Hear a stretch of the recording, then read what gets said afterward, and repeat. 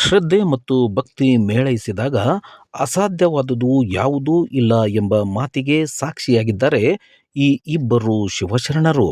ಧಾರವಾಡ ತಾಲೂಕಿನ ಹೆಬ್ಬಳ್ಳಿ ಗ್ರಾಮದ ಮುತ್ತು ಮರಬದ್ ಹಾಗೂ ಈರಣ್ಣ ಮೆಣಸಿನಕಾಯಿ ಅವರು ತಮ್ಮ ಆರಾಧ್ಯ ದೈವ ಉಳುವೆಯ ಶ್ರೀ ಚನ್ನಬಸವೇಶ್ವರನ ದರ್ಶನಕ್ಕಾಗಿ ವಿಶೇಷವಾಗಿ ಪಾದಯಾತ್ರೆ ಕೈಗೊಂಡಿದ್ದಾರೆ. ಸಾಮಾನ್ಯ ನಡಿಗೆಯ ಬದಲು ಎತ್ತರದ ಮರಗಾಲುಗಳನ್ನು ಕಟ್ಟಿಕೊಂಡು ಅತ್ಯಂತ ಕಠಿಣವಾದ ನಡಿಗೆಯ ಮೂಲಕ ಇವರು ಸಾಗುತ್ತಿದ್ದಾರೆ.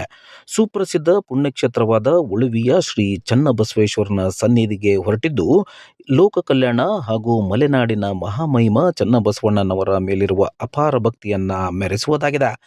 ಬಿಸಿಲು ದಣಿವನ್ನ ಲೆಕ್ಕಿಸದೆ ಮರಗಾಲಿನ ಮೇಲೆ ಸಮತೋಲನ ಕಾಯ್ದುಕೊಳ್ಳುತ್ತಾ ಸಾಗುತ್ತಿರುವ ಇವರ ಈ ಸಾಹಸಮಯ ಪಯಣಕ್ಕೆ ದಾರಿಯುದ್ದಕ್ಕೂ ಭಕ್ತರಿಂದ ಮತ್ತು ಗ್ರಾಮಸ್ಥರಿಂದ ಭವ್ಯ ಸ್ವಾಗತ ಹಾಗೂ ಮೆಚ್ಚುಗೆ ವ್ಯಕ್ತವಾಗುತ್ತಿದೆ.